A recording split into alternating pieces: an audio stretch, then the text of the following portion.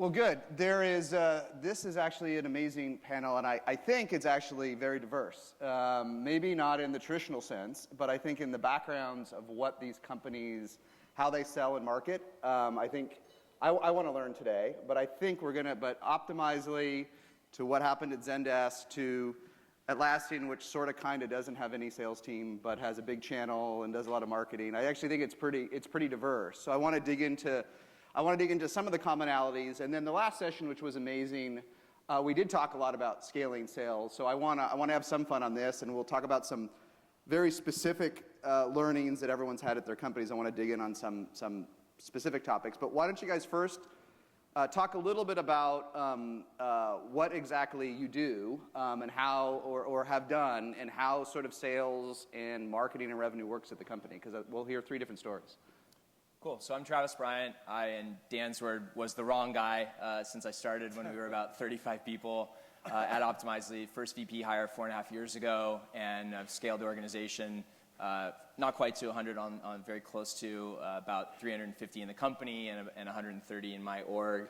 A lot of the comments earlier around that move from a inbound driven free trial sign up to more of a hybrid, what you might hear of commercial sales, and now into a blend of that commercial sales and enterprise sales is where we are now. We can talk through some of that details and lessons learned along the way of the importance of the continued question of product market fit and how that changes as you throw enough stones at your competitors.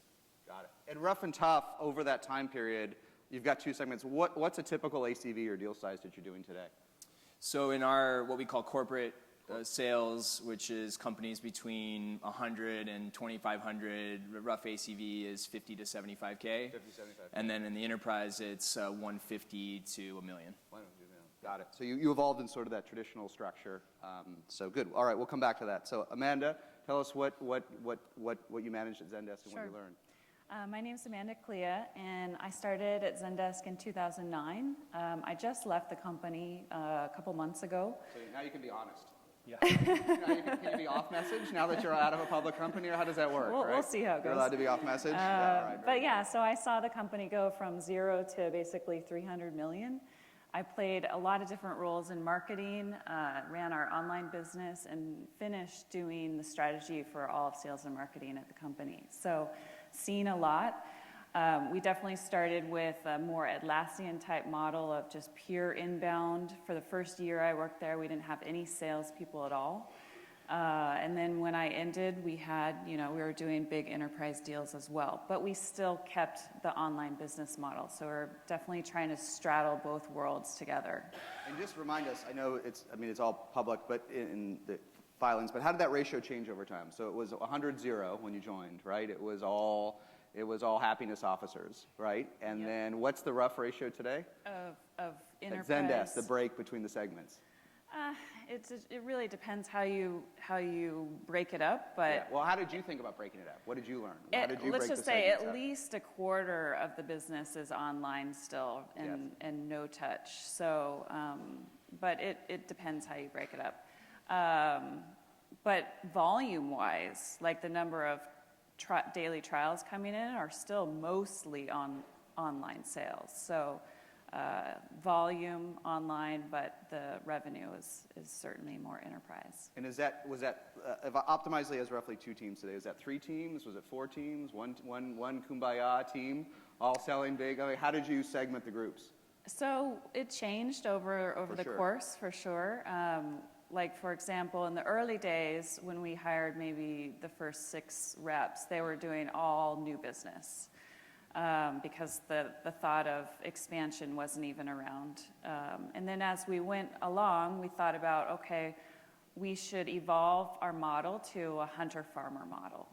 And the way I think you decide that is you take a look at your customer experience, and when customers are going to buy more product from you, if that is a lot different of a motion than that first sale, then you want to think about splitting up the farmer-hunter motion. So we had separate sales reps for each of those.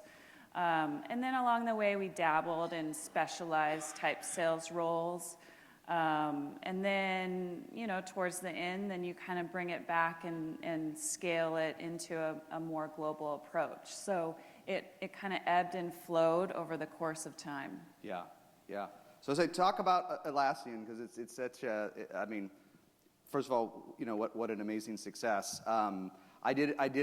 Jay spoke at the SaaStr annual and sort of talked about channel versus direct and other things. So what's really going on in revenue at Atlassian? What's the real story? Does it all just manufacture itself magically? On the phones, 24. No, it's all outbound. But what's the nuanced version? Because all these stories are a little apocryphal, right? They're always more nuanced than they look. So how do we sell it at Atlassian today and when you joined? Yeah, so I've been there about 6 years. I run all of our field operations, which is customer-facing people who are around the globe. But we really don't have that traditional selling motion. Like, for instance, all new business is really new logos, really comes in through marketing. We're really a land and expand company. And the vast majority of our transactions and revenue is still zero touch. It's still sold on credit card. And these are people who are also spending a lot of money with us that can go no touch. It has evolved over the years a bit. I mean, when we first started, we only had an $800 product.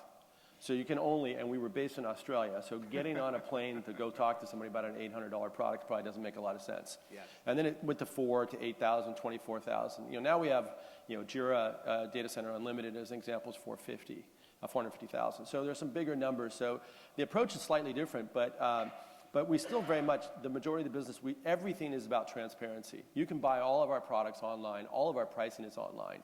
So there's nothing that says, if you want to find out about this, contact us. So it's, it works quite well. I mean, I think the results are pretty good so far. So, that's the model we're still trying to do. Now we're trying to, as we've grown and as the deal sizes have gone up, we've layered in, we have these groups called advocate groups that do different functions. Like, it can be as basic as like, my credit card failed, let me help you with that. Or how does this integrate with that? So we have a group that does that. And then we also have a group that works with like the largest customers, so almost in the farming mode where they're working. So if you're spending $500,000, $1 million plus with us a year, going to a queue is kind of, you feel like, are you kidding me? So we have a group of people that really work with them more proactively. But it's still quite different. And are they have quotas? No, they don't have variable comp? quotas. No. We really look at it as much more of it's much of our customer service approach to selling. I mean, as a company, we're trying very hard to sell. I mean, we are optimizing our marketing. We are looking at the impact of all the different programs we have. We're trying to sell. What we're trying not to do is not negotiate any deals. So the contract is the contract, the price is the price. And that's part of our model, is that in a sense is for the buyer, I mean, they know that they're actually getting the same price as the guy down the street. It's kind of like how Tesla deals with selling their cars. Yeah. And it works well. They're not always thrilled with it day one. There's all sorts of, we're not going to buy your product, and we're like, okay, don't buy the product. But generally speaking, I mean, almost 99% of cases I know, they come back around and buy the product and sign the contract as is. And let me ask you, we all, for the Atlassian fan people here, or that watch the video, we all fall in love with these business models we see. We'd all love to have this business model. We'd all love to just make our customers happy, only, have sales magically happen through transparent pricing. But most of us don't end up living in that world, right? Some by choice. What's that? Some by choice? Yes. So when you meet other folks, other entrepreneurs and companies, and they want to copy the model, when do you tell them not to? When do you tell them don't follow our model, follow a different path? Well, I think a couple things. First of all, we targeted a technical buyer. Right? For sure. So it's very different. So starting with developers certainly helps. We started bottoms up as well. So a lot of our initial people were developers who did not want to talk to you. They wanted to just try the product. That's what they do, right? They wanted to download it or just do an eval and then get moving. So that worked very well. But so if you're selling a tops-down single decision, like if you're, like ERP is probably going to be hard to just try our ERP in one group, And so I think that, your financials will be fine. Yeah, don't worry. Don't worry. The other thing is we don't start wall to wall ever. Right? So we start bottoms up, like some team is going to deploy Jira, or some team will deploy Confluence or Bitbucket, and then they will try it out, and if they like it, it will start expanding. If your implementation has to be a single large implementation, where that's the big decision, where it's like a high level person who doesn't want to download and try, like the many CIOs aren't going to download and install and try on their own, that's going to require more of a traditional mode. So I think I think I love our model. I think a lot of people, I would argue that a lot of companies have gone towards the traditional model way too soon. They could have had a much higher percentage of self-serve. But there's definitely some product lines and some sales types where it would not work in that way. If you're doing a compliance sale and there's 500 possible customers in the United States to do it, you should call them and get a hold of them. They don't send them email and say, hey, download this. So. All right, I want to come back to a couple things there, but I want to go. I want to talk a little bit, because we have such an amazing group here. I want to go back a little bit in time, in terms of when you joined, because these are interesting stories that have grown over time. And talk first, because I think there's two things that help founders so much. Talk about something like the most broken thing that when you joined, or the thing that was the least optimized, and the highest ROI thing you did to have a change. The thing that the first 30 days, the first 3 minutes, the first 2 weeks, because I found great executives, there's this low-hanging fruit usually, and you're going to tell me maybe there was nothing, but I find these are eye-opening stories when you hear the impact of small improvements. I had a couple of oh shit moments when I started. I grew up at Salesforce in the commercial sales machine, and one of the first things that I did when it was my first day in the office, I turned to one of the AEs. We were 3 AEs and 3 SDRs at the time, and I said, hey, just tell me about a good customer I can look up in Salesforce. He said, oh, it's Zipcar. So I go and type in Zipcar, and the account name is Dan Soroker. And Dan Soroker is the name of our CEO. And so I started asking, well, why is Dan the account name on this account? And he said, well, if we have a platinum account, because we had bronze, silver, and gold, you can swipe a credit card, and we had this subscription system. But if you sign up for platinum, you got invoiced, but our subscription system made you put a credit card in. So we would take Dan's Amex that was sitting on the desk, and we would type that into the subscription system, and then there was an integration to Salesforce. So every platinum customer, the account name was the first name and last name from the credit card. So then I do a search, and there's 67 Dan Sorokers in our Salesforce. And I sat in front of Giants games and TV, and I went one by one and found all the account names and put that in, being a little bit obsessive. But for me, that was one of the basics of, and we have this culture of data-driven decision-making. This is part of what we offer to our customers, and you can't make good decisions if your data isn't good. And so spending a lot of time trying to nail that very early on, getting the instrumentation into the system and making sure we were all working off the same sheet of music, which is not a war that you win. It's a police action that you have to constantly fight, and we're still fighting that. But that was, I think, one key thing. And the other... Did it inflect the curve? Because I'll tell you my fear when in startups. I hire this very poised person from Salesforce, manage the team, and all he wants to come in and do is change the systems and processes for 6 days. And you have to do it, don't get me wrong, right? Yeah, but why did that work? Why did fixing that work in that? Because you joined Optimizely, $1 million-ish in revenue, sub $1 million? It was about 5 or 6. Oh, 5 or 6 million. Yeah. Okay, that may maybe help explains it, yeah, right? Yeah. There's enough meat that at 5 or 6 million processes are all breaking, right? Well, I think part of it too, there was maybe a psychological effect of I was in it with everyone. I wasn't coming in and saying, hey, you go fix this, but I went in and I cleaned that stuff up myself. I was the comp calculator. I was the ops person, the manager. I was the AE on big deals, and just being in that with them, I think then earned a certain amount of credibility that I wasn't just coming in of, hey, here's the process. Yes. The other thing was just setting context. So another oh shit moment was there was an AE who came to me and he dropped a 30-page MSA from the customer. It wasn't even our MSA, it was theirs. And he goes, hey man, I usually sign these, but I guess since you're here now, you should probably just sign these. And I went, how many of these have you signed? And so it was just things like that when they're going so fast, it's not obvious. And so we take a step back, we set context and say, this is not process for process sake. Yeah. It's framework to help you make better decisions, and that's why we're doing it. So that's why we're going to send these to our external counsel, that sort of thing that may not be obvious. Got it. And did reviewing those MSAs also drive up the deal size by putting more rigor against that, or did that not help? Well, I think what I would say, it's hard to isolate it to one variable, but the idea of having some repeatability and rigor in how we thought about getting people from mildly interested to wanting to sign. Yeah. There were a bunch of little points in there of just trying to obsess over what is the happy path, what is the platonic ideal. That's the sort of thing that increased deal size and the speed to close. Okay, one question, then I want to get Amanda's thoughts. But so you joined at 5 million, which is interesting. How many of the folks on the sales team when you joined were part of the Go Forward team 60 days later? How many of them were the right folks? to get you from 5 to 20 or the next phase? All of them. All of them? Yeah. So why that's unusual. Why was that? Well, Usually I get worried when they all stay. Yeah, well, I give... Usually I'm worried the new VP can't recruit. I give a lot of credit to a lot of what Dan and Pete, the founders, thought about very early on in the company's history, which was a culture and values of that they held people accountable to. And one of the big things for us was the malleability. So not everyone ended up doing the same role. But they were shapeshifters in that they just wanted to be part of something, and they were willing to take different responsibility. Great example is the first salesperson at Optimizely, when they were essentially 3 people.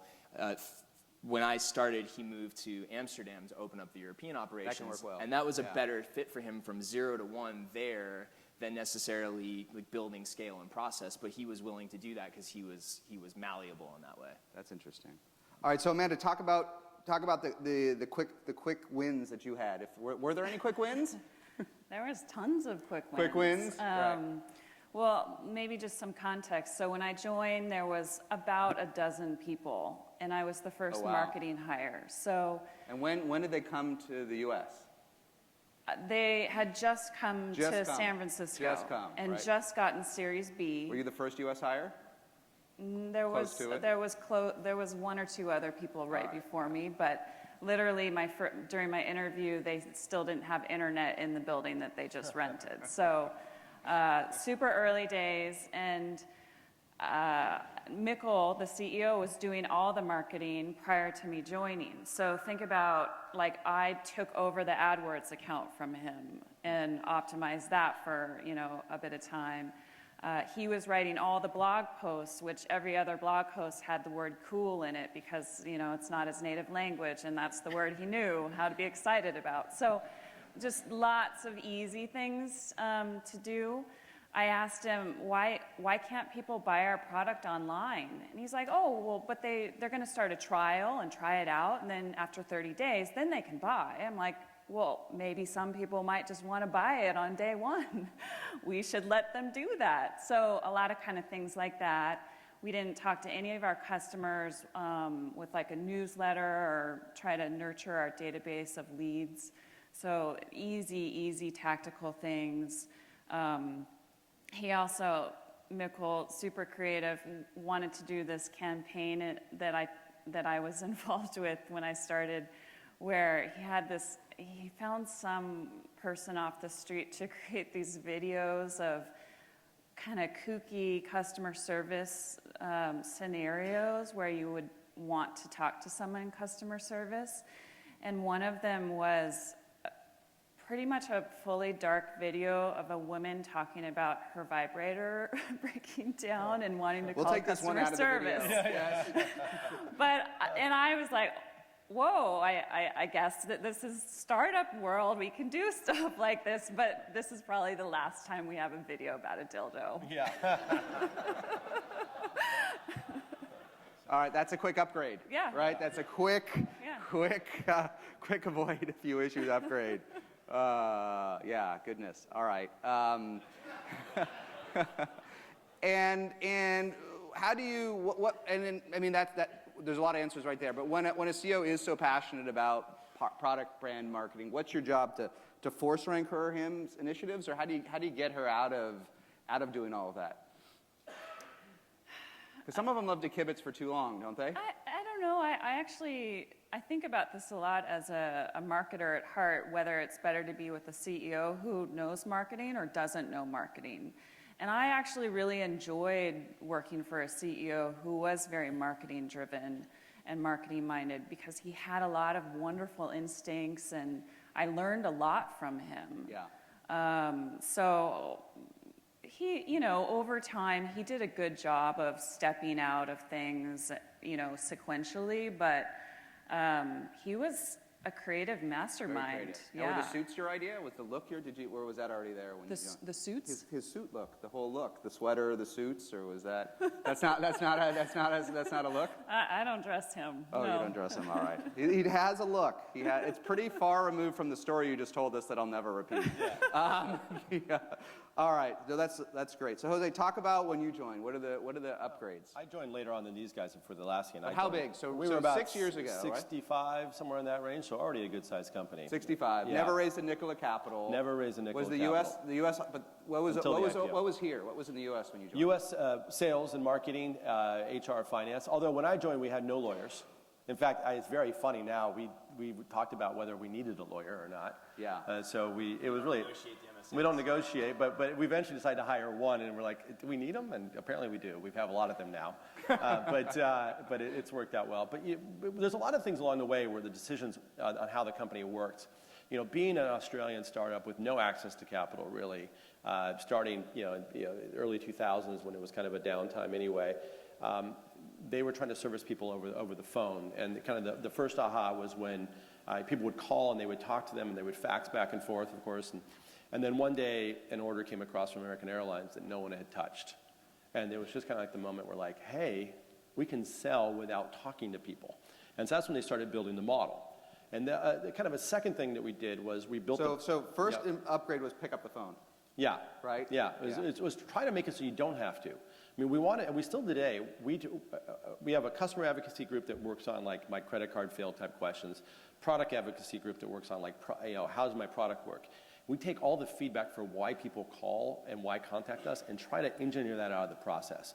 Not that they can't call, but people shouldn't have to talk to you. And that's what often those calls are, frustration phone calls. And so we're really trying hard. Anyway, the second thing, we built the product advocacies up, and that's kind of like sort of an inside sales team run by pre-sales guys, but run like a support queue. So if you had a question, come in, but we would answer those emails with the name of the person. And so then we would end up getting a lot of back and forth, and a couple weeks later they'd call back and say, or they would email back, hey John, I really liked our conversation. And then we started answering those emails with just sales at Atlassian. And so all the responses came from sales at Atlassian, and all of a sudden the contact rate went way down, and the conversion rate remained the same. So what we did is we kind of just took out a lot of the back and forth. The next thing we did that was smart is that during like 2009, when during the economic crisis, we actually did the $10 for 10 user license, and we brought prices down. And then what we saw is an amazing uptick in people starting to adopt our product and it growing. So that was another really good decision. And why? It was $10 for 10 users. What was it before 2009? Before, you had to start with your 25 user license. Obviously, early on, it wasn't expensive since Jira Unlimited was $800, but it was $100. Now let's $150. but why? So for folks here and for me, Yeah. I mean, I'm skeptical that cheap pricing works once you have a brand, right? And this point, 2009. I mean, I was an early Bitbucket customer. We do everything. These are well-established products. Sure. Why did cutting the price work? Well, we weren't really cutting the price. We were bringing it to a smaller tier. Smaller edition. Yeah. That was what we did. Yeah. You went, in a sense, you went down market. Yeah, exactly. Right. And we made it super easy to adopt. And this is installable software, not SaaS software at that time. So it made it really, really easy to adopt, and we just saw trials go way up and conversions start running, and we started seeing, obviously sales accelerate from that. So that do you think the gate was too high? Was that just? Well, I think you don't have to do anything to talk. You don't have to talk to a salesperson. So there was a gate here. That's right. There was. You lowered the gate to $10. Yeah, we made it a lot easier for any group, small teams to start working with our products. Yeah. So that worked pretty well. But and over time, we've had a really good discipline on the sales model, and so we haven't made any big changes. I mean, there's things that I've done like the channel. We've changed some of the the discount percentages on renewals. We try to make it so there's just not competition for renewing out there. We've invested a lot of money in enablement, which has really helped grow our cross sell. But it's been like a consistent. There's not been like some massive. I mean, that the $10 for 10 user was a big impact. But other things have been just consistent, steady growth, and that's kind of the Atlassian story overall. So it's consistent, steady growth. And one related on the scale, and then I want to talk about something else, but I've been involved with a lot of companies that were originally not US based or have become, Zendesk moved over so early, but Atlassian didn't, right? Yeah. How do you, who succeeds in that environment, who doesn't, right? And how do you make it work? Well, I mean, so there's also different reasons. I heard a lot today about people who decide to go international. Like, as far as like a customer base, we don't decide on markets necessarily. I mean, basically, if you have an internet connection and you have a credit card, you can be a customer. Well, when I was a customer, I didn't even know it was an Australian company. Yeah. So no doubt there, right? Yeah, so that works But for the great. human capital side, for recruiting you and your team. Well, we decided, well, the first decision was that we needed to have some presence in Silicon Valley in order to, for access, to access to know-how and knowledge and really kind of people who understand the business to help us scale. So that was kind of the first reason we did it here. And then obviously the majority of our business is in the US and in Europe, not in Australia. I mean, we dominate in Australia, no doubt, but the majority of the business was here, so we wanted to be closer to the market. And there were certain types of skill sets that we really wanted. And this is even though we have most engineering in Sydney, it's still a huge challenge, right? In terms of scale and certain experiences, it's really hard to find it in other places like you can here. So we decided that sales and marketing, and then now HR, finance, and legal are really headquartered here, versus engineering and the CEOs, the co-CEOs, still Sydney. I mean, Sydney still is our biggest office, and it's very vibrant.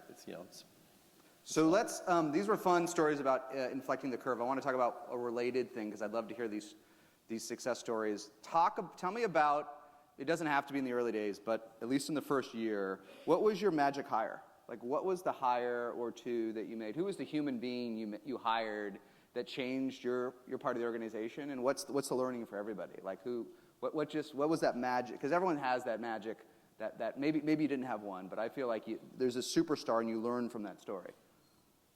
For me, it was the director of sales ops, who ended up becoming then ops and strategy for sales, and then ended up actually, the coolest acronym at Optimizely is COPS, which is Customer Operations and Strategy, and we unified marketing, sales, success, and partnership ops into a single group of the people that run all the systems, the people that run all the data and analysis, and then everyone that does enablement. And this was fairly early on, but I even felt like it was too late, when there was someone who was not in the direct chain of command of sales management, who was looking at the business, and people felt comfortable coming to him also to share what was actually going on. I remember when I interviewed him, he said, "What I want to be is your consigliere," which I thought was just one cool as a term. But the way that he thought about it was that he was second in command, and he had this different view of the business that was very operational and more clear-eyed than what was flowing up from with the deal and what the sales manager was saying.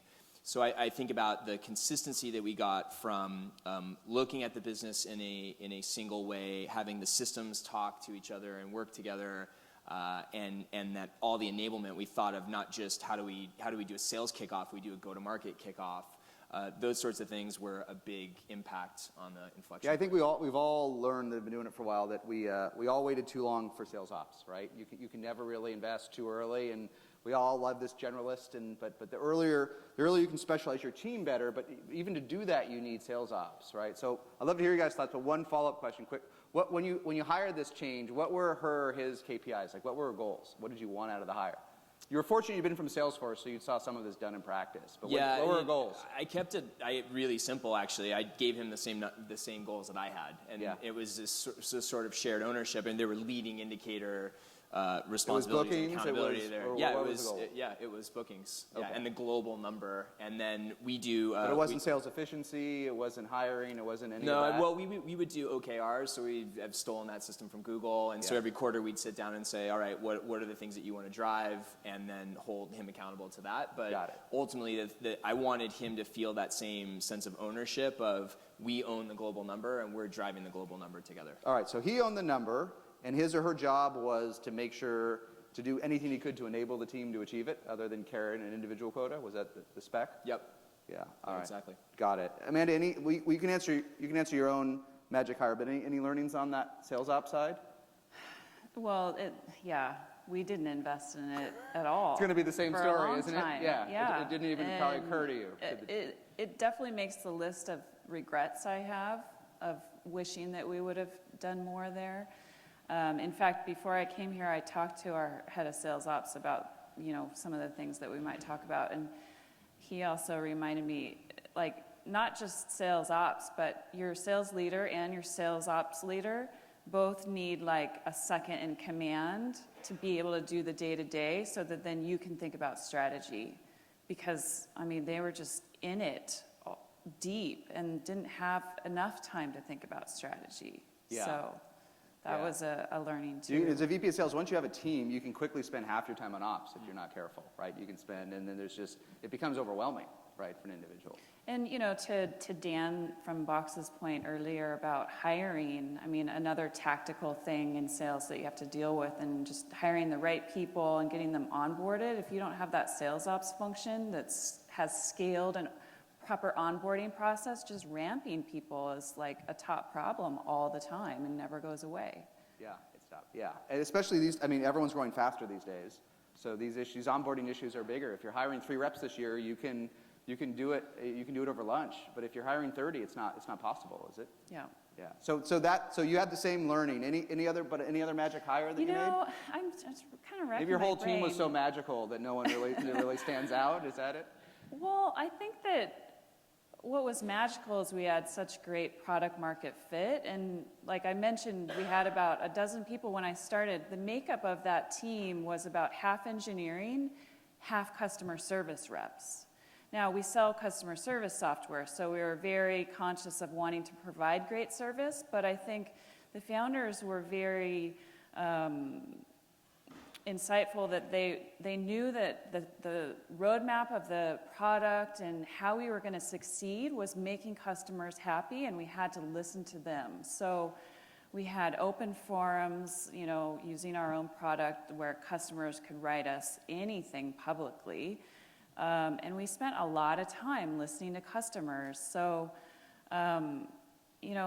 when we started hiring marketing and sales, it was just more about hiring solid people who could just execute and keep up with everything. So I wouldn't say that there was one person who necessarily stood out, but, in those early days, as a sales and marketing team, we would get together and do win-loss analyses together, which is, I think, probably an unusual thing for bigger companies to even fathom, like sales and marketing actually talking together.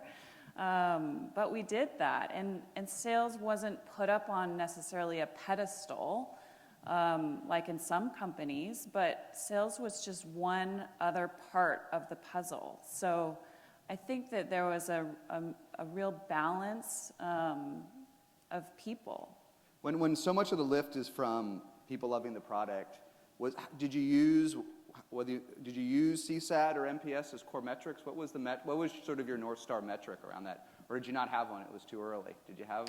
Well, we built CSAT into the product, so of course. This I know, right? But was it your North Star metric in the days, right? It's easy to get CSAT out of I mean, Zendesk. for sure it was a big metric for customer service. Yeah. As far as like whether or not the business was doing great, it was, beyond that with bookings and, just conversion rates throughout the funnel. Yeah. Churn was never a huge problem for us, so we didn't monitor that daily, but that was certainly part of the whole picture of CAC to LTV.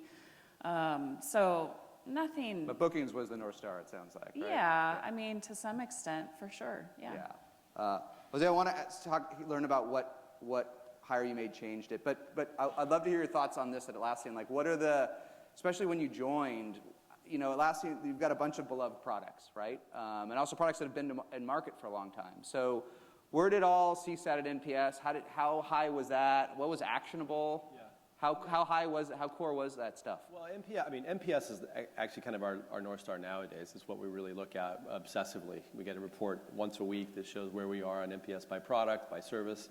So we're very focused on... it's by product, by service? Yeah. Is it segmented by customer size? Or that's enough segmentation. Yeah, that's pretty good segment. We have a lot of products. So we're very focused on NPS because we obviously believe that that's what's going to drive people. In the early days, when I joined, we were focused on unit growth. We did that more than bookings because we just wanted to show the flywheel working, that people were buying easily and moving forward. So, in fact, all of the bonus plan for the company was based on units at that time, not bookings. Maybe because I've only had 2 cups of coffee. Yeah. Unit growth versus bookings, what do you really mean, unit growth? Well, because, we would value a small customer versus a large customer the same in that respect. Just like forget about ARR and revenue. It was literally contracts. You abstract away from revenue. Yeah. Right? You just wanted to close as many accounts. We wanted to show how we could just get the machine moving as fast as possible to process as many customers. So that was the obsessive metric early when I joined. But over time, obviously, MRR is now obviously very, MRR growth. obviously, and then and NPS. We think those are the things that are really going to lead us, especially with a word-of-mouth business. You know, you really need NPS. It's all word of mouth, yeah. right? Word of mouth is how, if you look at their funnel, really the source of the funnel is word of mouth. And have you found, especially as Atlassian scales, that NPS is something everyone can own in the company? How do you push down responsibility in the org? I mean, at some point it starts falling. I mean, like most things where you have one goal, there's somebody in the corner who's like, how do I tie to that? But yeah, NPS is something we look at obsessively everywhere. Like in my organization, we do NPS for the channel customers, for the channel program. So do they like the program they're getting? Yeah. We have NPS for our training program, for our technical account management program. So we're pretty focused on that. Because you have to make your channel happy. Yeah. And then you look at the differences between the NPS from customers sold through the channel and not through the channel? We do. We compare all sorts of things, whether bookings, ASP, also renewal rate, all that, and try to understand why there are different nuances. And are the channel partners somewhat exclusive to territory, or are they competitive? They're competitive. I mean, there is no. They're generally they're not traditional like box moving sales channels. They are mostly boutique consulting firms focused on Atlassian products. The way I describe them, anyways, like imagine you take the smaller Salesforce group and if they could resell, that would be very similar. 5 to 100 people, mostly Atlassian shops. Yeah. And do you measure, since you have their NPS, what do you do when these folks are underperforming? Do you kick them out of the program? Well, do you have a sit down, or what do you do? They can lose their tiering, and and then you lose a discount percentage. So got it. So they're highly incented to provide a high quality service. Yeah. Right. Yeah. Okay, one question I want to get, because there's going to be 3 different perspectives. We heard on the last session, Dan talked about it at Box, and I'm sure the other folks did, about how you have to have the boots on the street or the salespeople and the monitors to close deals. But I think this is an existential question for different companies. For you guys, does headcount drive revenue, or does revenue drive headcount? How do you... and I think at Box has become a headcount driving revenue. And Salesforce, I think, was headcount drives revenue, right? If we don't have, for sure, even when you were there. So what's the answer? Should I plan? If I need to hit 20 million this year, is headcount the answer, or do I hire against my revenue? What is the answer? I suppose it's chicken and egg, but but it's a different you think about your business differently. Yeah, right? I guess the way we think about it is if we're in an expanding TAM environment, and for us, we've just launched a bunch of new products. We think that it's not a question of whether there's demand for that in the market. It's our ability to drive that demand, and so it's headcount driving the revenue that we need. In the way that our model works, it's not an organic, viral expansion type of product. You need someone to properly articulate the business value of it, and so you need enough of those people who can have enough focus in their territories to drive those conversations. So I am held, my 1A and 1B metrics are ACV, bookings, and headcount, because one does not go without the other. Right? Yeah. So when you've got a big number to hit this year, right? And as always, what's that? The ACV you're given, right? Are you given? How do you have that negotiation? Are you given the headcount number, or do you say I need this many heads to achieve the number I've been given? I think that the thing that took us a while to align on, that we finally are, is what is reasonable in terms of rep productivity to expect at the different market segments. Once we fix on that metric with finance, and then the investment vehicle is set of, well, if we believe that this is rep productivity, then these are the number of people that we need to get to ACV growth. And then there's a little bit of horse trading around the support infrastructure around them, SEs, demand gen, partnerships, and we try to fix to some benchmarks there. But it's driven that the biggest thing that we had to get in a line is rep productivity, and then what's reasonable over assigned, so that we create the right cushion to deliver against the expectations of the business while having enough people. All right, so let me distill it to one question.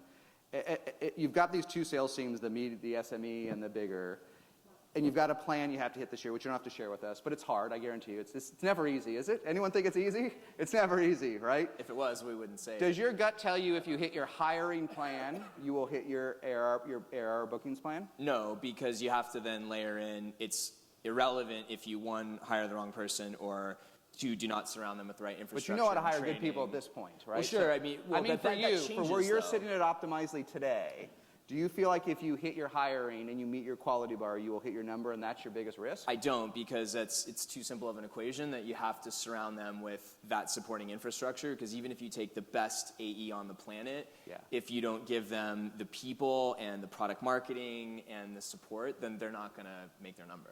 Got it. Okay. What do you think, Amanda, about these calculations? I bet getting Mikkel to believe that headcount drives revenue was a cultural change, was it? From the blogger and the video maker? What do you think?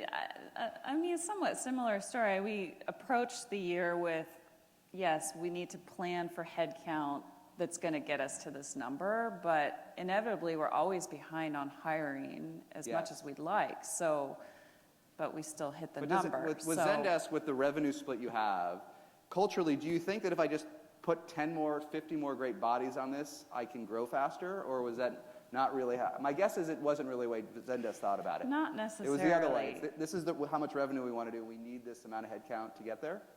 Yeah, I mean, and there was a point as well when we started to sell multiple products that you started to have this other dimension to think through too. It's like, well, what products can we sell, and how does our ASP evolve over time? And that's another lever besides people. Yes. So the equation gets even more complicated. But yeah, certainly culturally, headcount did not drive. I think we're hearing a different set of stories on this panel than we usually hear. Yeah, it's. I mean, at some point, most folks think it happens, right? And a lot of folks that have come out of environments like Salesforce see it from day one. But it's not always that simple, is it? I think at Atlassian, it's probably not exactly. It's not a mathematical equation at all, is it? Well, I mean, I think headcount sometimes will drive some percentage of bookings. It's just not necessarily headcount in my organization. Yeah. You know, we spend a lot of money on growth, so we're trying very hard to do in-product, upsell, cross-sell, and moving people that way. So we spend a lot of money on people in that organization to try to increase conversion rates, increase, cross-sell rates. And in my organization, we have different types. We're trying to prove the impact we have in different areas and see if it really works or not. So it's not necessarily, I miss the days of here's our average quota, here's the number of deals we need to get done, here's what our number is, here's my, it was like, hey, that's pretty good math. Here it's a little more nuanced at Atlassian, right? Because you're not touching every deal. Yes. So it's not necessarily a direct correlation to people talking to people for selling. But obviously, we need to improve the product. We need to improve a lot of different marketing to hit our numbers. So a lot of that is headcount driven, just not through salespeople. All right. Yeah, I think the moral of the story is it's a nuanced topic, and if you're told I can absolutely hit the plan this year, I just need 50 heads, just be skeptical unless you have 50 million in the bank. But anyhow, this was a great session. I love the diversity of companies, and I thought this was great. So let's thank our panel. This is great. Yeah, thanks for doing this. Very good. Thank you.